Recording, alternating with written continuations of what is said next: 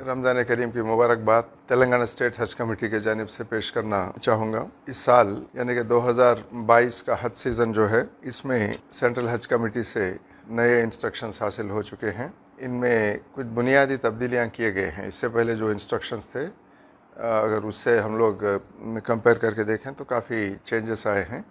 सबसे पहले 65 ईयर्स यानी कि 65 साल से ज़्यादा उम्र वाले जो भी आज़मीन हज हैं, उनको उनकी एलिजिबिलिटी नहीं है। यानी कि 65 ईयर्स से जो एज ज़्यादा होती है वो इस साल हज के लिए एलिजिबल नहीं है, तो उनके एप्लीकेशंस भी एक्सेप्ट नहीं किए जाएंगे। और सऊदी हुकूमत की तरफ से जो ये इंस्ट्रक्शन है कि किसी हालत में 65 प्लस को नहीं लेना चाहिए। ये सिर्फ हिंदुस्तान के लिए नहीं है, आलम भर में जितने भी ममालिक हैं सबके लिए यही इंस्ट्रक्शन है। और दूसरी बात, अब ये भी हो सकता है कि कोई ख़वातीन आज़मीन हज होते हैं, वो 65 के कम एज वाले होते हैं, मगर अगर उनके महरम 65 ईयर से उनका एज और ज़्यादा है तो ये जो ओरिजिनल एप्लीकेशन होता है आज़मीन हज का, वो भी कैंसिल होता है। अगर आप ऑलरेडी अप्लाई कर लिए हैं फिर भी वो एप्लीकेशन कैंसिल हो जाएगा। महरम भी शर्त है कि महरम भी 65 से कम होना चाहिए और साथ ही साथ आज़मीन हज का एज भी 65 से कम होना चाहिए।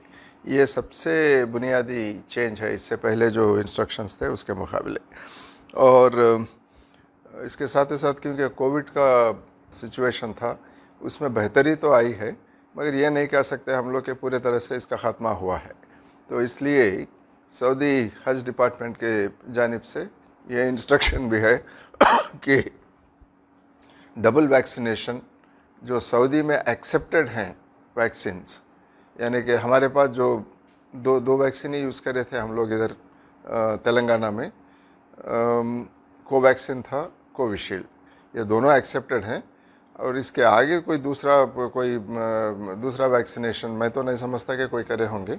इसके अलावा अगर कोई दूसरे वैक्सीनेशन करे हैं तो उसकी एलिजिबिलिटी चेक करना होगा आपको, क्योंकि सऊदी हुकूमत जो वैक्सीन्स को अलो करेगी उसी के तहत वैक्सीनेशन होना चाहिए, और सिर्फ वो जो वैक्सीनेट होते हैं उन आज़मीन हज को ही वहाँ पे अलो किया जाएगा। तो ये एक है। और इसके साथ ही साथ यहाँ से रवानगी के 3 दिन पहले यानी कि 72 आवर्स के अंदर RT-PCR टेस्ट कंपलसरी है। उसमें नेगेटिव आने के बुनियाद पर ही यहाँ से रवानगी होगी।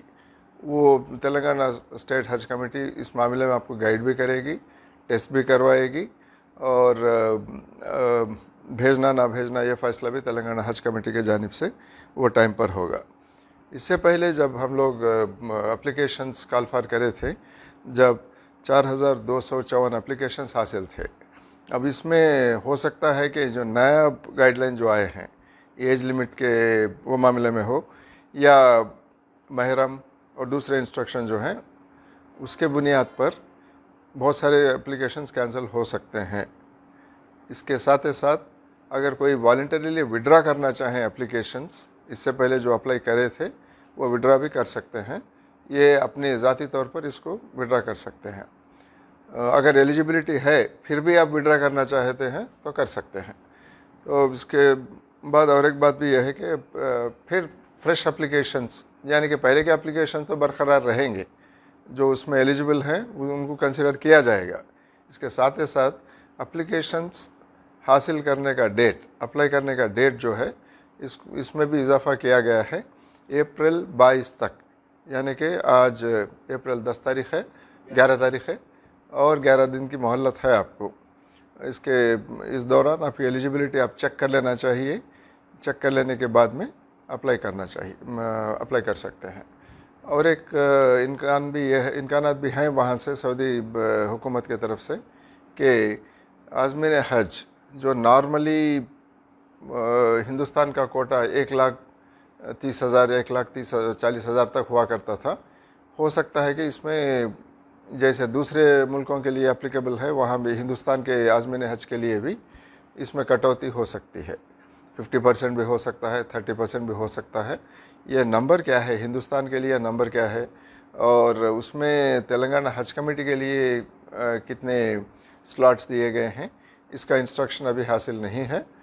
ہو سکتا ہے کہ اس سے پہلے گزشتہ سالوں میں جو نمبر ملتا تھا اس سے بھی کافی کم ہو سکتا ہے اس بار. تو یہ ایک بات ہے. اور اب یہاں سے جو روانگی ہے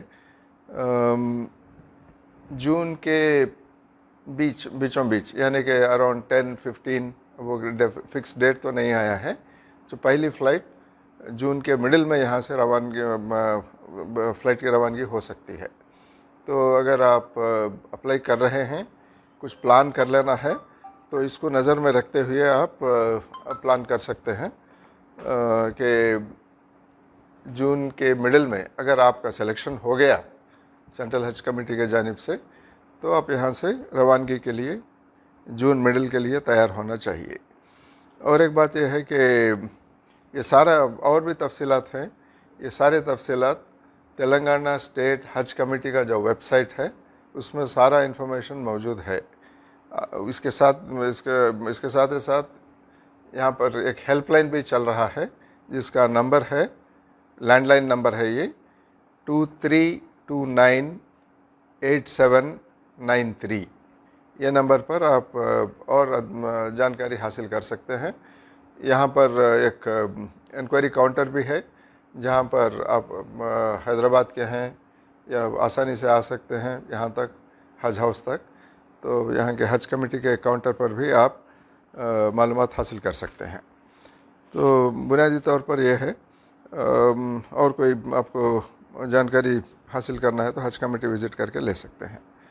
تو اس کے ساتھ ساتھ ہر سال جو تیاری کرتے ہیں ہم لوگ، جو انسٹرکشنز دیتے ہیں، نصیحت یا ہدایت دیتے ہیں کہ آپ کی صحت کو صحیح طرح سے آپ رکھنا چاہیے، اور اس کے ساتھ میں دوسرے جو بھی پریپریشنز کرنا ہے اب وہ تو آپ جانتے ہیں، اس کو کر لے سکتے ہیں. تو یہ ہے. اور ایک بات بھی میں بتانا چاہوں گا، پرائیویٹ ٹور آپریٹرز کا ابھی کچھ فائنلائز نہیں ہوا ہے. کوٹا ملنے والا ہے، نہیں ملنے والا ہے پرائیویٹ ٹور آپریٹرز کو. اگر دیا بھی گیا، ہو سکتا ہے کہ کچھ پورشن ان کو بھی دیا جا سکتا ہے، مگر کتنے سلاٹس ہوں گے یہ کسی کو اس کا اندیشہ نہیں ہے ابھی. اسی لیے بہت احتیاط کے ساتھ پرائیویٹ ٹور آپریٹرز کو ہینڈل کرنا ہوگا، کیونکہ 2 سال سے حج کا موقع نہیں تھا.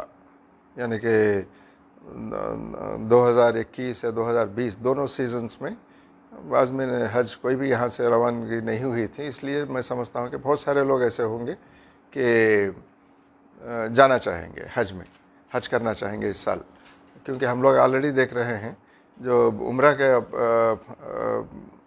جو اس کے لیے جو آپ آلریڈی کھول چکے ہیں عمرہ کے لیے، اور فلائٹس ریزیوم ہو چکے ہیں. کافی رش ہے عمرہ میں جانے کے لیے. وہ تو سعودی ایمبیسی سے جو ویزاس ملتے ہیں اس پر ہی جا سکتے ہیں. اس کو دیکھتے ہوئے ہم لوگ کہہ سکتے ہیں کہ اس بار زیادہ رش ہوگا، ڈیمانڈ ہوگا.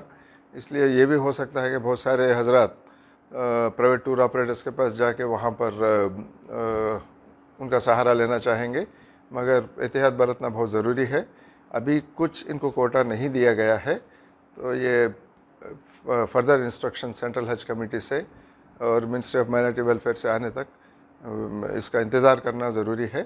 ابھی کچھ وہاں پیسہ پے کرنا، آلریڈی بک کر لینا، ایسا مت کیجیے. ہو سکتا ہے کہ آپ دھوکے میں آ جائیں گے. اور یہ بھی ہو سکتا ہے کہ آپ کا جو منشا ہے حج کرنے کا وہ بھی پورا نہ ہو سکے پرائیویٹ ٹور آپریٹرز کے ذریعے سے. اس کے لیے میں آپ کو آغاز کرنا چاہتا ہوں.